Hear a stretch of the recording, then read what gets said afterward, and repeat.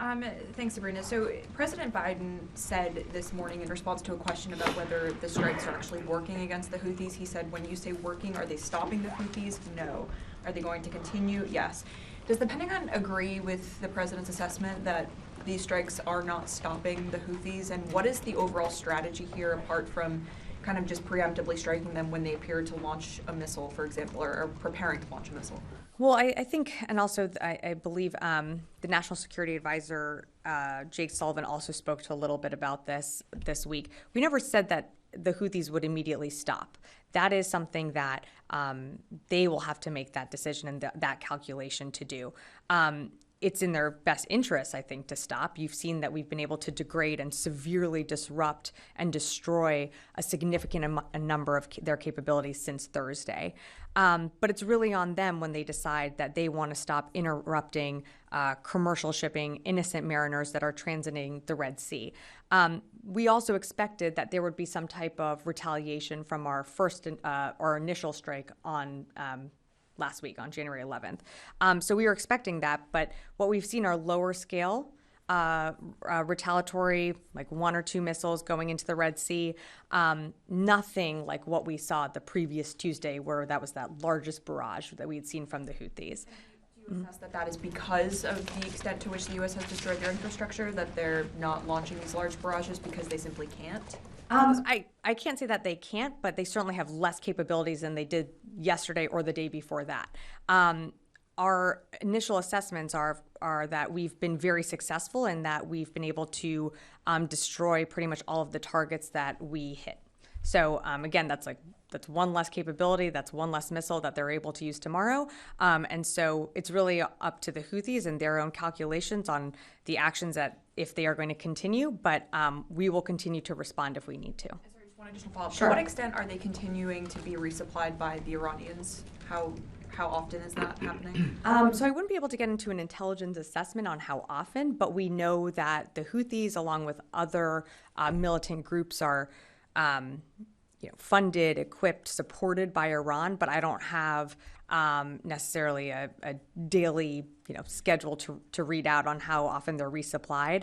As you saw earlier this week, Central Command announced that we interdicted a ship that was likely heading towards Houthi-controlled territory in Yemen that had housed or was carrying warheads, other weapons and capabilities that they've been using to launch weapons into the Red Sea. So while I can't give you more of a time frame of how quickly they're being resupplied, we certainly know that Iran is supporting them. Fadi. Thank you, Sabrina. So in light of President Biden's statement today that these strikes will not stop the Houthis, what is the strategic aim of the Pentagon? Do you acknowledge that the Pentagon is not able to stop the Houthis? Well, I wouldn't say that we are not able to. I mean, we are taking defensive strikes, or they're defensive in nature, because we do not want to see commercial shipping, innocent mariners continue to be targeted, and our U.S. forces. So that's why you saw the action that we took earlier this morning and late yesterday to degrade and destroy their capabilities. But when the Houthis decide to stop, that's really going to be a decision that they make.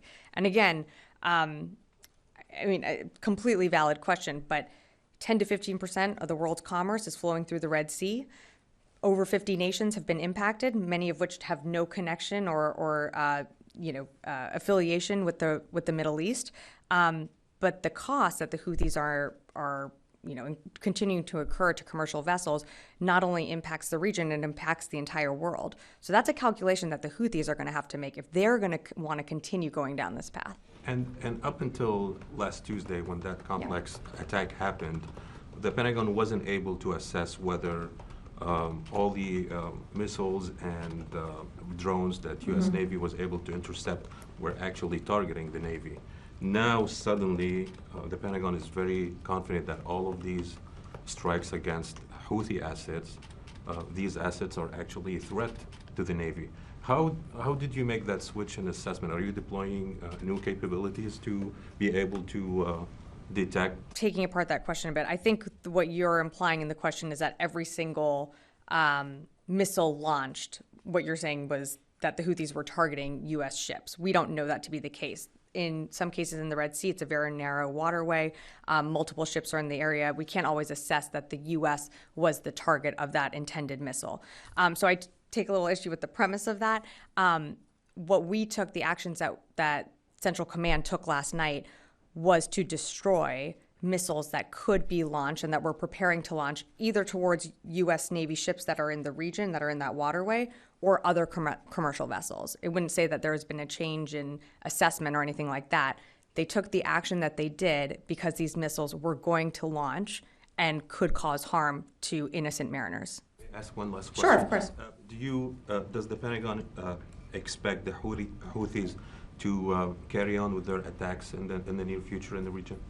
Well, I can't speak for the Houthis. From a capability point of view. Some capabilities, they've been degraded in some areas.